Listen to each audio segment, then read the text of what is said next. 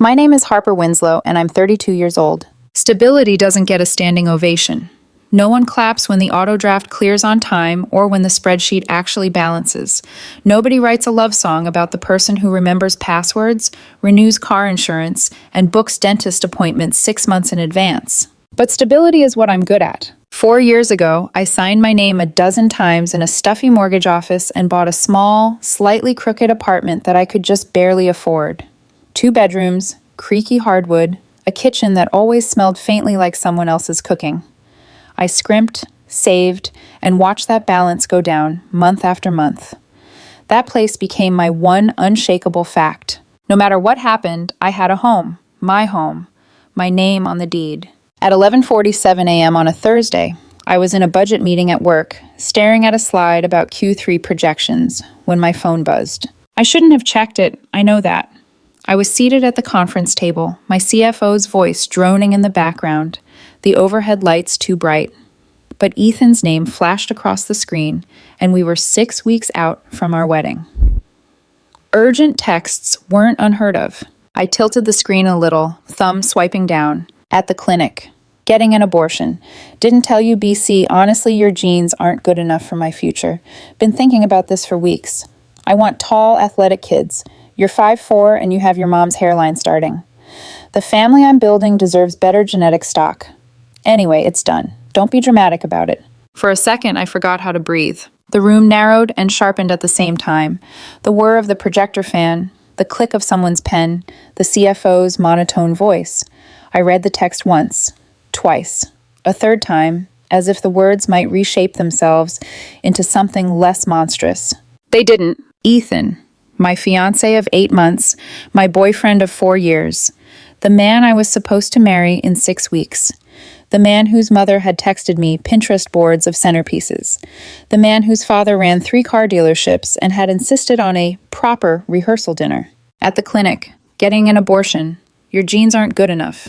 I hadn't even known I was pregnant. Harper, my boss said from the other side of the table, you okay? You look pale. I swallowed. I think something I ate I'm not feeling great. Can I? Of course, go home, get some rest. I nodded, gathering my notebook with hands that suddenly felt like they belonged to someone else. My legs carried me down the hallway, out of the conference room, into the elevator. People were talking, laughing, checking their phones. Normal Thursday voices. In my pocket, my entire life had just been gutted by a few sentences. When I reached the parking garage, I sat in my car and stared at the steering wheel. I thought I would cry, or scream, or shake. Instead, there was nothing. A cool, glassy quiet spread through my chest.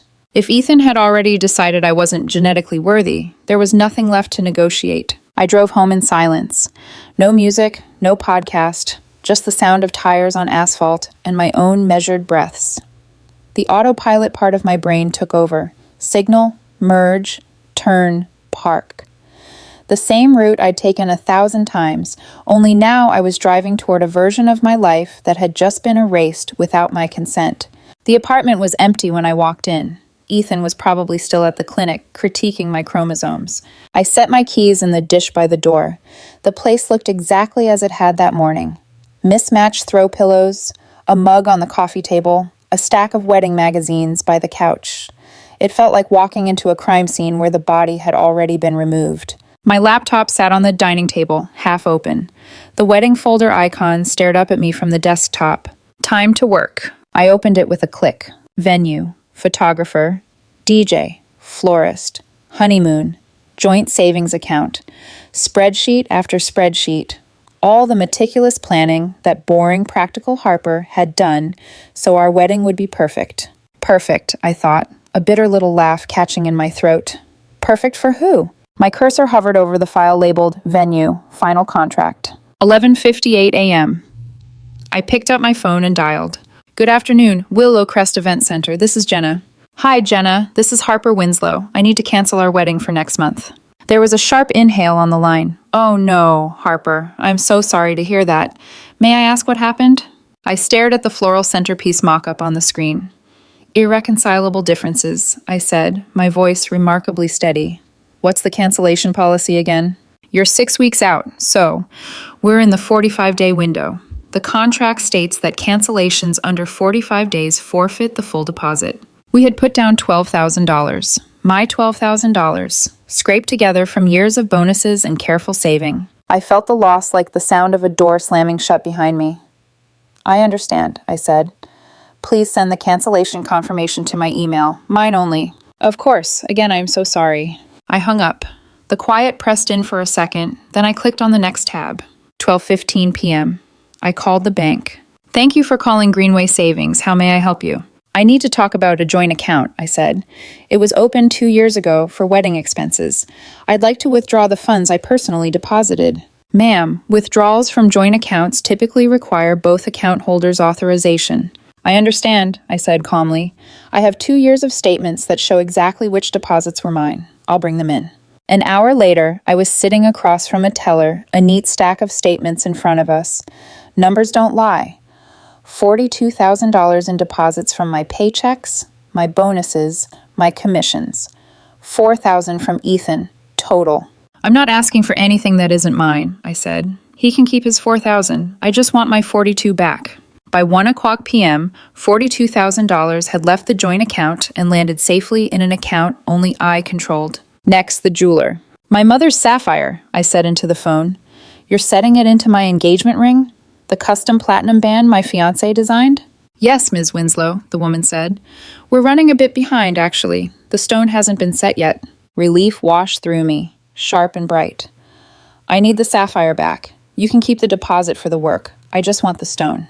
At 2:30 p.m., I walked out of the jeweler with the sapphire in a small velvet box, the last piece of my mother that Ethan would never get to claim. By 3:00 p.m., I'd canceled the honeymoon to Greece, lost $2,400 in cancellation fees, but got some credit back. At 3:45, I emailed the photographer, DJ, and florist, all canceled. Another $3,000 in deposits gone. Every click hurt and freed me at the same time. $18,000 vaporized in one afternoon. A small price to stop financing a man who thought my DNA was beneath him. When the front door finally opened, at 6:02 p.m., the apartment smelled faintly of coffee and printer ink. Confirmation emails were stacked in my inbox like tombstones. Hey, Ethan called, his voice hoarse. Harper? I closed my laptop gently and looked up. He looked tired, like someone who had taken a long nap, not like someone who had just ended a potential life without telling the other parent. His hoodie sleeves were pushed up, revealing the familiar veins on his forearms. For a second, my chest clenched with something like grief. Then I remembered the text. Hey, I said. He dropped his keys on the table. Did you see my text? Yep, I said. He waited. The silence stretched. You're not going to say anything? I stood up, tucking my hair behind my ear. My voice came out calm, almost polite. The wedding's canceled. His face went white. What? I called the venue. We were inside the 45-day window, so we lost the deposit. I canceled the honeymoon, the photographer, DJ, florist. I pulled my money from the joint account. You have $4,000 in there still. It's all yours. You... He blinked, laughing. The sound edged with disbelief. You can't just cancel our wedding, Harper. Sure I can, I said. I paid for it. We can reschedule, he said quickly. I didn't mean we shouldn't get married. You aborted our baby, I said quietly, because my genes aren't good enough for your future. Because you want tall, athletic kids and I'm too short and my hairline offends you. Why would I marry someone who thinks that? He flinched. You're being dramatic. I was being honest. Genetic compatibility matters. You said you'd been thinking about it for weeks, I replied. Past tense. Decision made, so I made mine. His eyes filled with tears, more angry than sad. This is insane. You're overreacting. That money was for our future. We don't have a future, I said. You made that pretty clear at 11:47 this morning. He stared at me, jaw clenched. I'm calling my dad. Of course he was. Okay, I said, reaching for my phone. I'll order pizza. Want any? His eyes flashed. Harper, this isn't funny. I'm not trying to be funny, I said. I'm being practical, something you told me I'm so good at. He stormed into the bedroom, slamming the door hard enough to make the pictures on the wall tremble. A second later, I heard his voice, low and urgent, talking to his father. I sat back down, opened my laptop, and watched the cursor blink in a blank document. Somewhere between the blinking cursor and the muffled sound of Ethan complaining about me to his dad, a single clear thought floated up through the numbness. If this is what he'll do before we're even married, what would he do with my life once he has a ring on my finger and a legal claim to everything I've built? I didn't have the answer yet, but I knew one thing. By canceling that wedding, I'd just saved myself from finding out the hard way. 48 hours later, my phone rang at 9:03 a.m. I was at my kitchen table with a cup of coffee and my laptop open to a spreadsheet. I hadn't really slept since Thursday, dozing in choppy, shallow stretches, like I was afraid something else might happen if I closed my eyes too long. The number on the screen was unfamiliar, but the area code matched Ethan's parents' suburb. I answered anyway. "This is Harper." "Ms. Winslow, good morning." The voice was male, smooth, practiced. "My name is Thomas Reeves. I'm an attorney with Reeves and Coleman. I represent the family of Mr. Ethan Larson." The mug felt heavier in my hand. I set it down carefully. "Okay." "I'm calling regarding concerning actions you've taken in the last 48 hours, he continued. "These include canceling your upcoming wedding, withdrawing substantial funds from a joint savings account, and, we understand, plans to evict our client from your shared residence." Our client. Shared residence. I almost laughed. "These actions constitute financial abuse and have caused significant emotional damages to Mr. Larson," Reeves said. "My clients are prepared to pursue legal remedies unless we can reach an amicable agreement." "What kind of agreement?" I asked, even though I already knew I was going to say no to whatever it was. "A restoration of the withdrawn funds to the joint account, reinstatement of the wedding arrangements to the extent possible, and a compensatory payment to Mr. Larson in the amount of $50,000 for the emotional distress this situation has caused." I actually did laugh then, short and sharp. "You're serious?" "Very," he said. "My clients view your behavior as vindictive and retaliatory in response to a medical event. Our position is that—" "Your client," I cut in, "sent me a text while he was at a clinic, saying he was getting an abortion I didn't even know about, and that my genes weren't good enough for his future. He told me he's been thinking about it for weeks, that he wants tall, athletic kids, and my genetic stock doesn't make the cut. Then I canceled a wedding I was paying for and withdrew money I deposited. That's not illegal. That's self-preservation." There was the briefest pause. "Ms. Winslow, terminating a pregnancy is a deeply personal and often traumatic medical decision. Statements made during such a crisis—" "He said he'd been thinking about it for weeks," I repeated. "That's not a panicked blurting. That's premeditated contempt." "Regardless, your retaliatory response was calculated and punitive," Reeves said, his tone tightening. "You have unilaterally dismantled plans involving two families and caused reputational damage to my clients. If we proceed with litigation, we believe a judge may find your actions constitute intentional infliction of emotional distress and financial abuse." I could feel my heartbeat in my fingertips, but my voice stayed even. "You can file whatever you want. I'm not restoring a cent, and I'm not marrying a man who thinks he's too genetically superior to have kids with me. If your client wanted a less expensive breakup, he should have used less expensive words." Reeves exhaled slowly. "Then you'll be hearing from us shortly, Ms. Winslow." "I'm sure I will," I said and hung up. I stared at the silent phone for a moment. My coffee had gone cold. A door opened down the hall. Ethan shuffled out of the second bedroom, the guest room that had become his room since Thursday. He was still in the old college t-shirt he slept in, hair a mess, eyes puffy. "Was that my dad's lawyer?" he asked. "Yep," I said. "What did he say?" "That your feelings are worth 50 grand and my money isn't really mine." He winced. "Harper." "We need to talk about you moving out," I said. He blinked. "What?" I closed the laptop and folded my hands on the table to keep them from shaking. "You have until the end of the month. 2 weeks. You need to find somewhere else to live." "I've lived here 2 years," he said, as if I might have forgotten. "This is my home." "It's my condo," I said quietly. "My name on the deed. You don't pay rent. You don't pay utilities. You contribute $4,000 to a wedding I covered the rest of. You're not being evicted from your home. You're being asked to leave a place you've been allowed to stay in." His jaw tightened. "You can't just throw me out on the street." "You have parents," I said. "A sister with a house. Friends. You're not being thrown anywhere. You just don't get to keep living in my space like you didn't send that text." He stared at me for a long, simmering second, then grabbed his phone. "I'm calling my mom." "Of course you are," I murmured.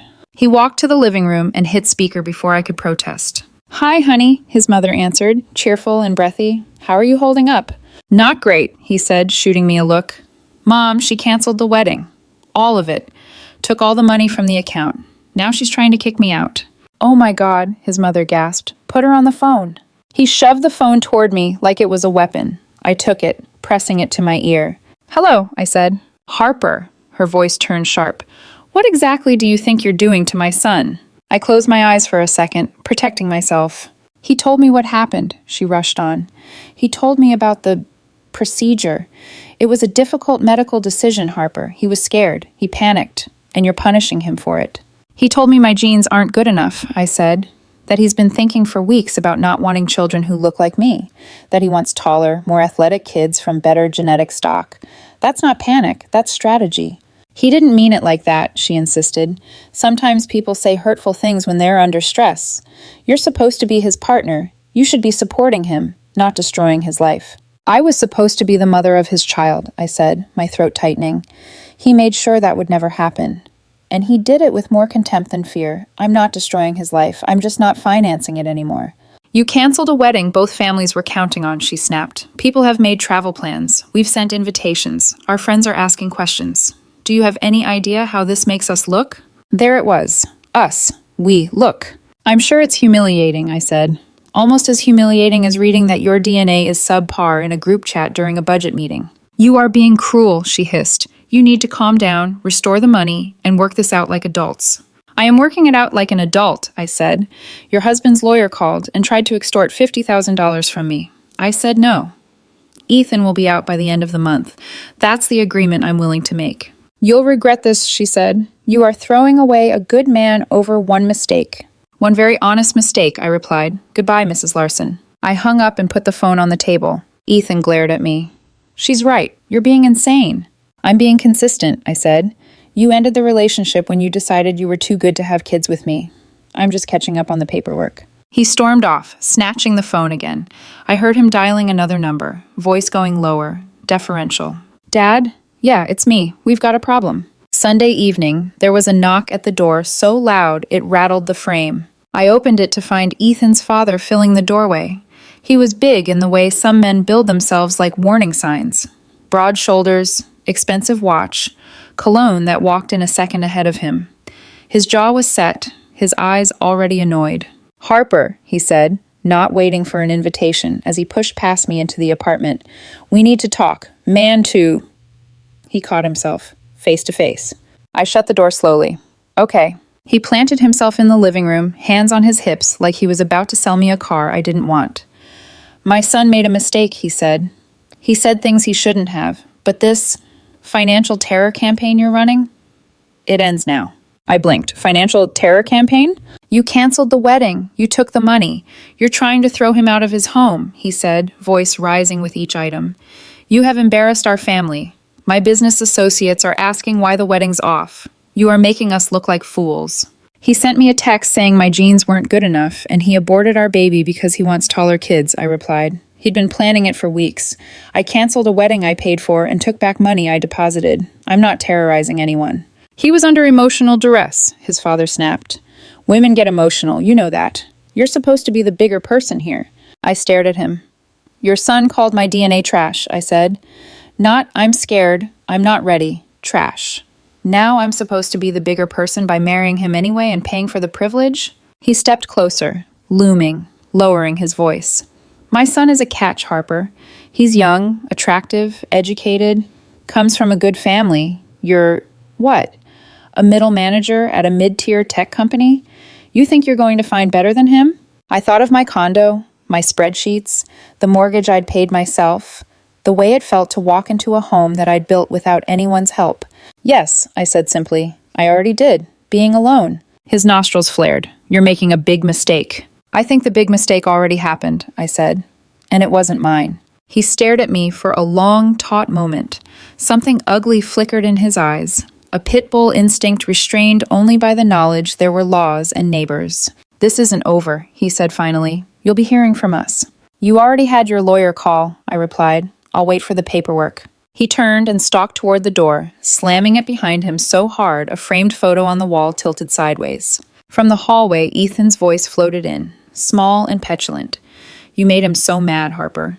That's not my problem, I called back. Later that night, my inbox pinged. Subject: Larson v. Winslow, initial complaint. From Thomas Reeves, Esquire. I opened the PDF. $86,000 claimed. 46 for shared wedding contributions and planning costs. 25 for emotional distress and reputational damage.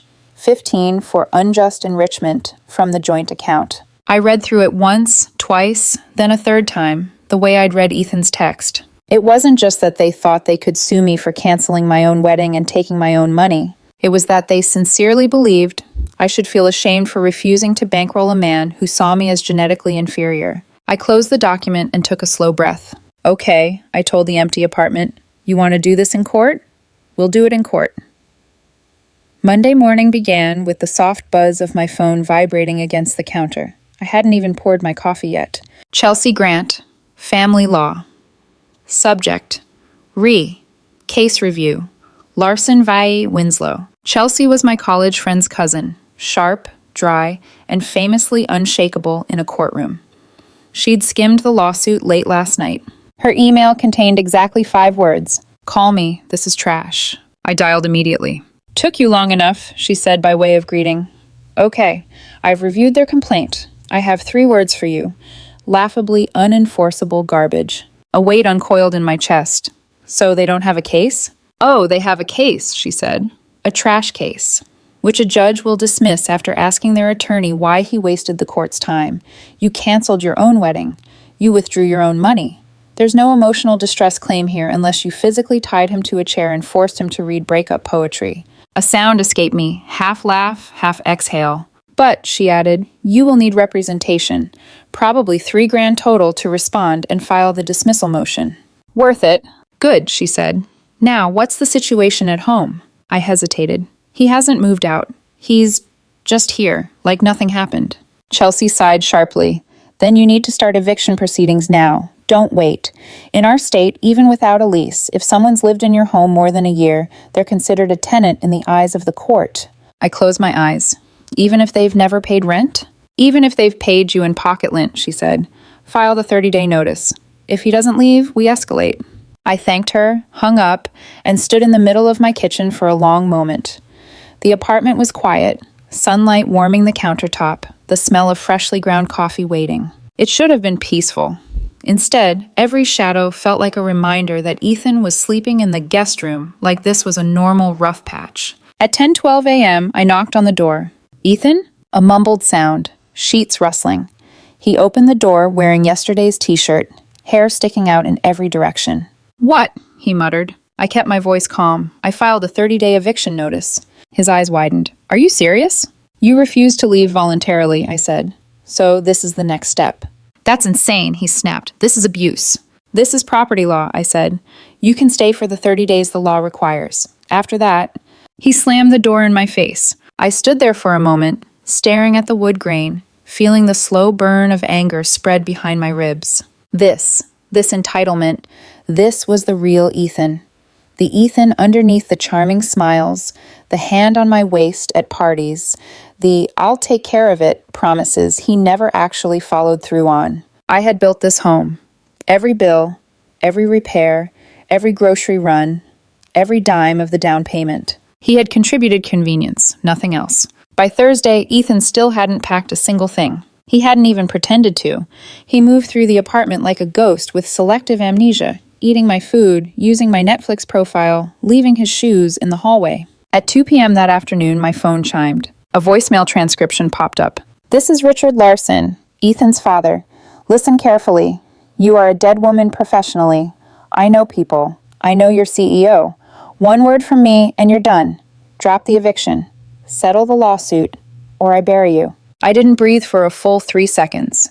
I replayed it to make sure I'd read it right. Then I forwarded it immediately to Chelsea. 5 minutes later, she called. Save the voicemail, she said. That's harassment and a threat. You could get a restraining order today if you wanted. I pressed my fingertips to my eyes. Not yet. I want to see how the lawsuit plays out first. Fine, she said. But document everything. His family is behaving like they're starring in a bad legal drama. I know. No, Chelsea corrected. You don't. Yet. The first ripple of the smear campaign hit that night. I was cooking pasta when my phone buzzed again. Instagram notifications. Lots of them. Ethan had posted a long captioned photo of himself looking tragic under bad lighting. When the person you love weaponizes your vulnerability and punishes you for a devastating medical decision, please pray for healing. This has been the worst week of my life. I'm trying to stay strong. The comments flooded in. She doesn't deserve you. Miscarriage trauma is real. She should be supporting you. You escaped a narcissist. Miscarriage. He was calling it a miscarriage. Some mutual friends messaged me privately. Harper, what happened? He said you kicked him out after he lost the baby. Is that true? I typed back. He didn't lose the baby. He aborted it because he said my genes weren't good enough. Then I canceled the wedding. He's upset that actions have consequences. Responses varied. Oh, damn. That's not what he said. Give me a second to process this. A few people went silent. A few apologized. A few revealed themselves for who they really were. It stung, but it also clarified something. The people who needed me to be the villain were never truly my people. The second wave hit the next morning. At 11:20 a.m., HR emailed, "Please come to Human Resources at 2 p.m. today to discuss a complaint submitted regarding your conduct." My stomach dropped. At 2 sharp, Chelsea met me in the lobby and followed me into the HR director's office. The HR director folded her hands. "Harper, we received an anonymous complaint alleging you've been engaging in threatening behavior toward a former romantic partner." Chelsea leaned forward.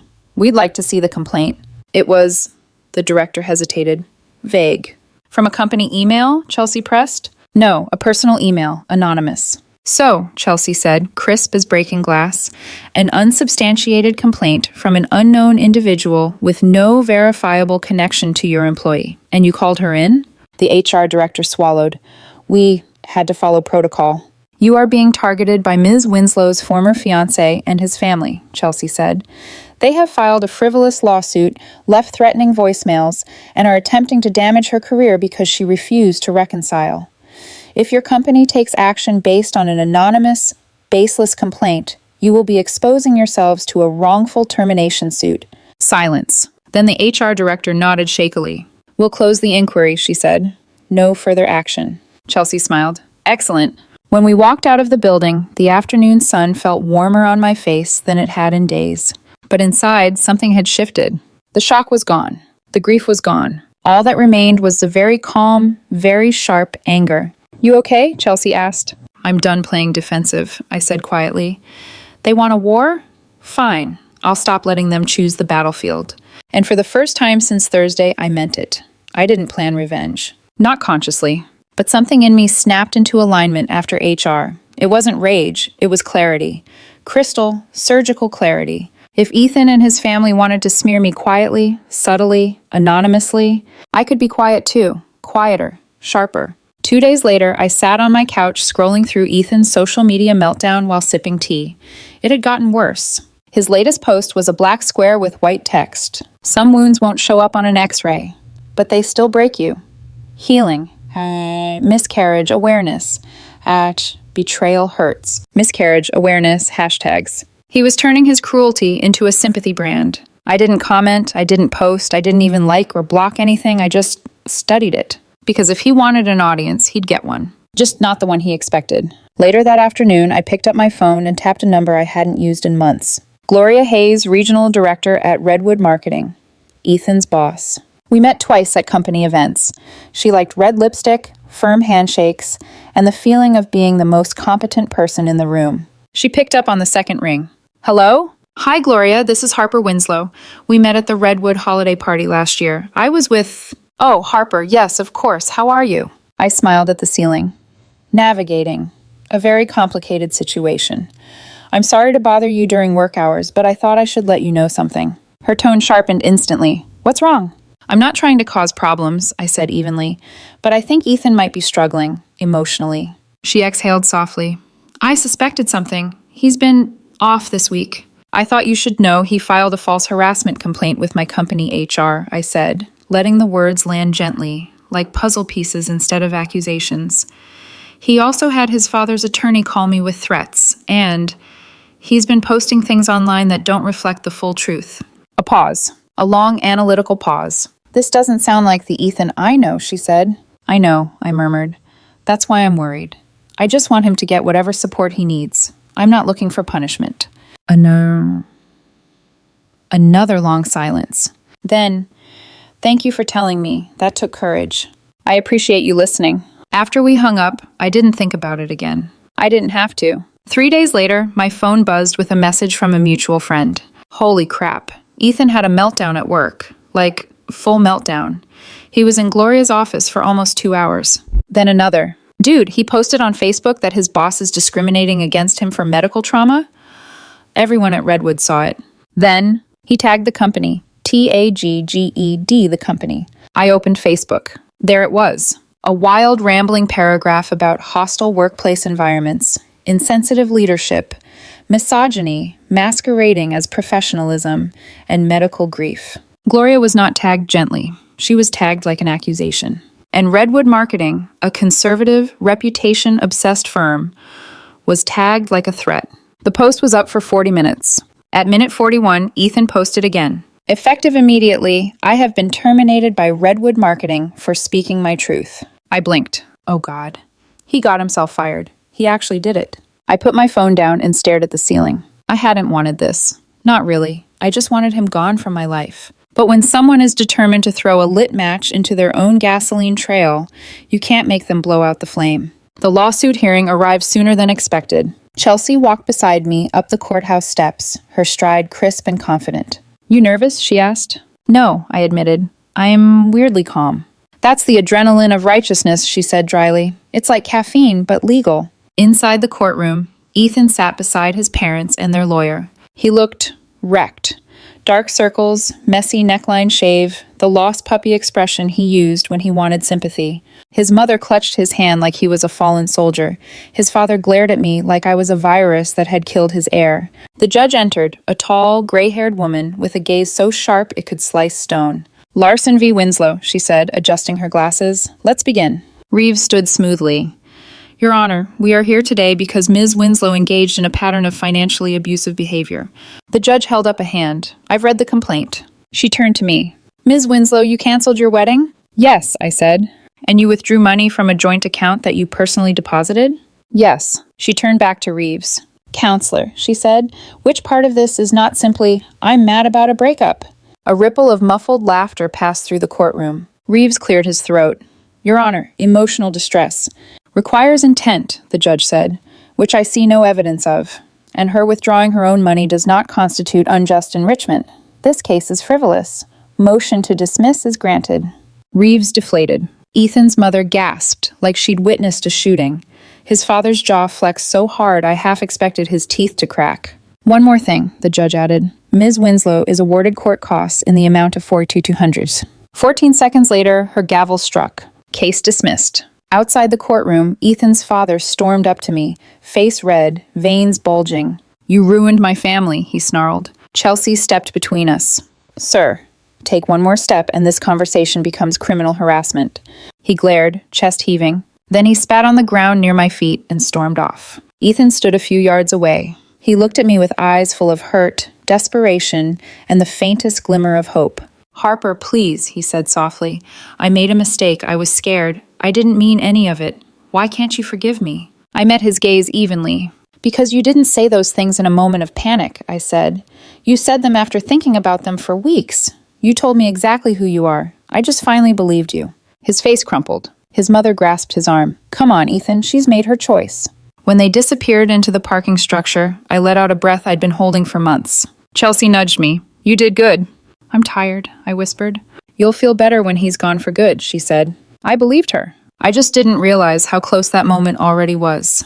Ethan was supposed to have 30 days. He lasted 12. On day 12, a sheriff's cruiser pulled up outside my building, lights flickering just enough to catch the afternoon sun. My stomach tightened, not with fear, but with something closer to the bone-deep exhaustion of someone reaching the last page of a too-long chapter. A knock echoed through the hallway. Ethan opened the door before I did, hair unbrushed, wearing basketball shorts and a hoodie he'd probably slept in. His sister stood behind him, tight-lipped, arms crossed. The sheriff stepped forward, posture professional, but not unkind. Ethan Larson, he said. Ethan swallowed. Yeah. You've been formally served the order of eviction. Today is the scheduled removal. Ethan's shoulders collapsed inward. His sister grabbed one of the garbage bags full of his belongings, the ones he'd finally stuffed haphazardly together this morning, and shot me a glare sharp enough to cut glass. "You destroyed her life over one text," she snapped. For the first time in days, I felt anger. Not hot, not loud, but cold, precise. "That text," I said quietly, "destroyed everything we had. Everything else is just fallout." She scoffed, turning away. "You're unbelievable." I didn't answer. I didn't owe either of them emotional labor. The sheriff supervised as Ethan and his sister gathered the last of his bags: clothes, shoes, toiletries, random junk he'd accumulated and forgotten about. Watching him wander through the space he'd once tried to claim as ours felt surreal. He paused beside the hallway mirror, staring at his reflection. For a second, I thought he might say something. "Thank you, I'm sorry, even goodbye." But he just turned away, jaw tight. His sister carried the final bag to the car. Ethan followed. When the door shut behind them, the silence was so heavy it felt like gravity. The sheriff nodded to me. "You're clear. If he returns without permission, call us." "Thank you," I said softly. He left. And then it was just me. For the first time in 2 years, it was just me. The apartment didn't feel like mine. Not yet. Even empty of his presence, the air felt wrong, tinged with stale arguments and grief and the leftovers of someone else's entitlement. I opened every window. I stripped the bed. I threw out the sheets and 2 pillows he always used. I bagged the blankets we bought together and dragged them to the building's donation bin. I took down a photo from the hallway, a picture of us at the beach, smiling like we were the luckiest people alive. I stared at it for a long moment. Then I dropped it straight into the trash. The next day I bought paint. Light sage green for the bedroom, clean white for the hallway, warm taupe for the living room. Slow, meditative brush strokes swallowed the old colors, layer by layer, until the last traces of him had been blotted out. By the time I stepped back, hands streaked in paint, hair in a messy bun, the apartment finally felt like what it always should have been. Mine. The restraining order hearing arrived 2 weeks later. I showed up. Chelsea showed up. Ethan did not. The judge granted the 1-year order automatically. Chelsea patted my arm afterward. "He's spiraling. This is the best outcome." I nodded, staring at the stamped paperwork. 1 year. 1 year of breathing room. 1 year of knowing he couldn't contact me legally, publicly, or privately. 1 year to rebuild. The aftermath unraveled without me lifting a finger. Mutual friends sent updates in cautious, piecemeal texts. Ethan moved back in with his parents.